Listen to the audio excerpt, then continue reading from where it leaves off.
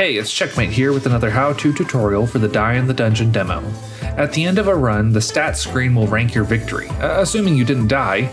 The game ranks a run with the letter grade with S rank as the highest, then A, then B, and so on. I'm here to teach you how these ranks are calculated, how you can get the top S rank, and how I beat the game to get the maximum score possible. The game ranks you with a run score scale up to 10,000 points, and those points determine your letter rank. An S rank run will be from 9,000 to 10,000 points, and of course I won't be satisfied by anything less than a perfect score. So how are these scores calculated? It's through a combination of 4 stats categories. First off, killing the Mantis boss will net you 1,000 points. That makes sense since you have to kill the boss anyway to get the victory screen. Second, the time you take to complete a run will give you 200 to 5,000 points. The lower the time, the better. These points are calculated on a range of 30 to 60 minutes. Any run faster than 30 minutes will automatically get the full 5,000 points. Next, the lowest HP of your run gives you between 100 to 2,000 points. If you never drop below 20 HP, you get the full 2,000 points, and the range is calculated from 1 HP to 20. Finally, the number of turns taken will give you 100 to 2,000 points. The lower the number of turns on a range of 200 to 300 turns, the better. And if you complete the run in less than 200 turns, you get the max 2,000 points in this category. But how do I know this? It's not like it's written down in the game anywhere, right? To answer this question, we have to crack open the code and do some detective work. Now, if this type of deep dive doesn't interest you, don't worry, I have the timestamp on screen and chapters on YouTube, so feel free to skip ahead, I get it. Are they gone? Great, now we can say all the mean things we want to about them. Thanks for hanging with me. So we need to work our way backwards. We find this function called initStats, which looks like it takes in a score and outputs the sprite or image that corresponds to your rank. What's really interesting is this sub-function, calculateScore, that gets called. Based on the name, that's what we really want to find. How is the score calculated? After searching a bit, you can find the function. I added in some comments in this example to help explain, but this is the 4 stat categories that I mentioned: time, turns taken, lowest HP, and killing the boss. Thankfully, the variables are well named and the code isn't obfuscated, but how does the stat get turned into a score, and what do these random numbers mean at the end? Following the breadcrumbs brings you to the third function here, getScoreFromStat. You can see it takes in 5 values: the stat, then a minimum and maximum value, and finally a minimum and maximum score. These are passed into the magic of lerp. What's lerp? Not that. It's an abbreviation for linear interpolation. Don't let it intimidate you. I guarantee you've been exposed to this concept. Many exam formats score in this manner, see? For this example, you have an exam with 180 questions, so the minimum questions right would be and the max 180. However, instead of giving you a percentage score like a normal person, they are going to score you on a scale of 200 to 5,400 points. Now, you take the exam and get 163 questions correct. So how do you know what score you will get? We'll round up here to 4,909 points.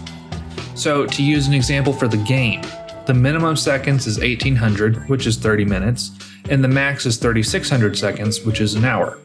We need to invert the scoring since a lower time is better. The minimum points you can get is 200, and the max is 5,000. Let's say you complete a run in 36 minutes, which is 2,160 seconds. Chuck these numbers into the lerp machine, and you see you will have a score of 4,040 points. I think it's fascinating and all, but how do we turn this knowledge into you getting the max rank? Let's go through each stat for tips. Killing the Mantis bosses is a requirement. If you're really struggling with this piece, I've actually got an entire video to help. Link in the description, please check it out. Next up, you need to beat the game relatively quickly. There's not an in-game timer right now, though I suppose you could have your own stopwatch to see your time. It's very reasonable to complete a run in under 30 minutes if you're trying to beat the game relatively quickly.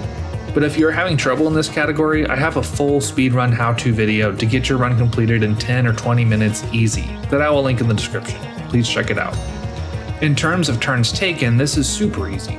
The 200 to 300 turn range was made for Prologue or Origins, where you are in 20 to 25 battles a run. The demo has you fighting less than half that. Again, it's not really a stat you can keep track of yourself, but I would be very surprised if you even reached 100 turns for the whole run. This leaves minimum HP as the real factor to keep track of for run score. This is actually the difficult part if you're going for a perfect score like me, because you start at 20 HP and you have to fight 2 or even 3 battles before getting the option to increase your max HP. Now you can take damage as long as you stay above 20 HP without any impact to your score. If you are not going for perfection and you get max scores for all the other categories, then you can go down to 10 or 11 HP and still come out with 9,000 points total for an S rank. The main handicap early on is your starting deck. You have 7 dice and only one of them is block. Go with Hidden Ace for the initial relic so you have a failsafe in case you don't draw that block in your hand. You might even consider picking up a block die to help even your odds. Use the various event and rest tiles to increase your max HP, just to give you a bit more breathing room, and find a way to heal or regen to keep you topped up, in case you take a bit of damage. Otherwise, standard rules apply in terms of discarding down to manage your deck, upgrading your dice, and getting strong relics. Here's the story of how I attempted a perfect max 10,000 point score S rank run. It all starts with killing this fly. As usual, nothing really great for that first floor reward, so I skipped and went straight for that first rest spot on the map. The second battle was with a spore and a fly. It took a few turns to get a hand that could take out the fly, and I played really defensively. I wanted to save the Hidden Ace for a true emergency if I didn't get my block die. This second forced battle is pretty hard to get through without getting hit. Once the battle was just with the spore, it was pretty easy to take him out. I skipped the floor reward again as I felt the basic block wasn't worth the hand clutter. So I made it to the rest tile and immediately gained 3 max health. This gives me at least a bit of cushion to take a hit. The event was fight or flight, kind of a bummer, but I triggered the battle and took a risk in case I needed to draw dice from my bag more than once. Thankfully I just faced a spore and a moth and got excellent rolls to kill them both in a turn each. Spoiler alert, I didn't actually ever use the counterfeit note. I went to the shred tile and got rid of an extra attack die before heading to the next forced battle. It was a single ant, which is fairly dangerous now that they have 16 HP to chip through. I avoided boosting his spot and he attacked low enough that I was able to defend before using my Hidden Ace to finish him off. For the reward, I thought long and hard before grabbing the mirror die. Mirror is just so powerful with Cinder that I felt it was worth the risk. For the treasure tile, I got Raincoat, which is fabulous under any circumstance, but will potentially free up my hand to attack more and let Raincoat block some hits. There wasn't any shred tile in the next section, which was pretty odd, so I just aimed for the next rest tile and entered the third forced battle. There was a mimic and 2 flies. It's a bit of a dicey scenario, and I had to play pretty conservatively to block the various attacks and keep up with which enemies were being boosted. The splash damage was definitely nice, and once I killed both flies, I was able to disarm the mimic by doing nothing until I had favorable rolls. For the reward, I very heavily considered thorns, but decided my hand was too full already. I made it to the rest tile, and again increased my max HP to give myself even more breathing room in the fights. The event was the grasshopper, and I passed on pacifism even though increased souls are great. I figured Comfy Couch would give me a way to heal some lost health. However, he glassed my block, which is probably the worst outcome for me at that point. I scurried over to the shop and perused my options. I upgraded the hollow boost to silver, and then the splash attack to silver, and finally the glass block. I wanted to max my potential damage and block chances, since I'd only have one opportunity to block with glass. With that, I was in the 4th battle. The Axe Bug had the potential to be really rough since he does decently high damage every turn with a whopping 28 HP. I attempted to roll in a new die, but it really didn't help. A 0 attack is a far cry from the mirror I hoped to get. I full blocked his damage and then hoped for a good next turn. I got my mirror die, but even with the boost, I was a long way from killing the Axe Bug. I ended up trying to do as much damage as I could while covering the targeted weak points. I was very thankful I had Raincoat, but this was the first damage I took in the run. I got better rolls the next turn, covered the weak point, and lost 1 HP myself. The next turn it was over and I got through the battle. I passed up the dice reward again. I was a little concerned. Thankfully, my max HP and Raincoat relic helped me pretty well, but I needed any boost I could find, so I headed for the dungeon. It was the Anvil dungeon, and the first battle was with a grub and moth. I went ahead with just attack damage and lost a little more HP. Splash attack kept the grub to 1 attack, which Raincoat can fully block once the moth was dead. Next was the shop. I was pretty poor in way of souls, so I just upgraded that splash attack to gold. Moving on to the event, I got an additional 5 max HP, which helped heal me to fall all the way to 31 HP. The elite battle started with a green caterpillar and a fly. I shouldn't make fun of them since my first rolls were awful, but I got them beat and moved on to wave 2. Here was a Spore and Spider Archer. I boosted up and killed the Spore, stunning the Archer, and got a great roll the next turn to finish the battle. For the reward, I drafted a Relic.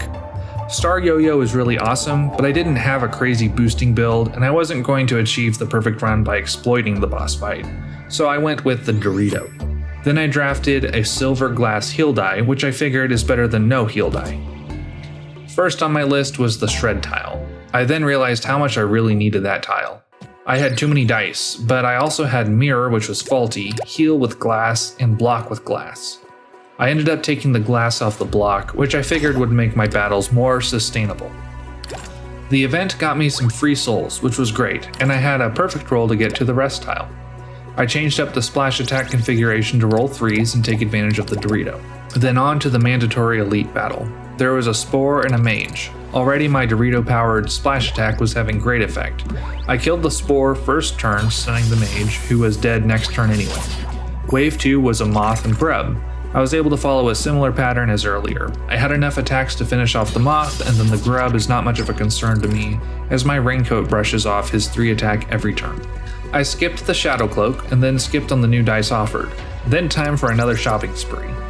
There weren't any relics really worth getting, so I got some more dice to roll 3s and added Grow to the block and splash attack. The final forced battle was pretty weak, just a Fly, a Mimic, and a Spider Archer, which I was able to dispose of. I went to the rest tile and got 3 more max HP, bringing me to 34 total. With that, I was off to the boss. The dual nature of this boss is pretty fun. On the one hand, the more dice you play on the board, the more the sickle counterattacks, death by 1,000 cuts. But the scythe will take your big punchy numbers and throw them back in your face, and the whole time, both escalate their attacks, ensuring that the battle must end. With my Dorito 3s, Boost and Mirror, it took only 2 turns to get through phase 1. I went after the sickle first. It would mean a more difficult phase 2, but I couldn't have him dripping like a water faucet. At least I could block the scythe damage. I've really spent more time fighting the sickle phase 2, and it took me a while to figure out what to make of the scythe. I got some good damage in, and though I blocked, I was soon down to 24 health total. It's not a kill or be killed fight. You have to be strategic. There's no cheat to this, no classroom textbook to follow. Experience is the teacher. One thing they don't mention is that Grow on the block dice pretty much can cancel out the escalation of the base attacks. There's a blank spot on the board. Essentially, you could play that block dice there and go for a while until your max HP cap kicked in. They also don't mention the mirror dice are only seen as 4 to boost the scythe and not the full mirrored value. The scythe was mirroring me. When I boosted, he took my boosted value and the value of my boost and turned it into direct attack, or into defense that made my next turn really difficult. These thoughts were dimly trickling through my head, then turn 6 the answer clicked. What if it didn't make my next turn really difficult? I could boost his block all I wanted and get some real damage. Then the next turn, I just put my Grow block die on the unmarked spot, doing nothing in his eyes, and he would not have a boosted attack or block. With this Achilles heel, I dismantled the scythe. The screen cut to white and I basked in the victory screen. Killed the Mantis boss? Check. Total time? Less than 18 minutes. Turns taken? 46. Lowest HP? 23. All leading to that run score of 10,000 points and the glorious S rank.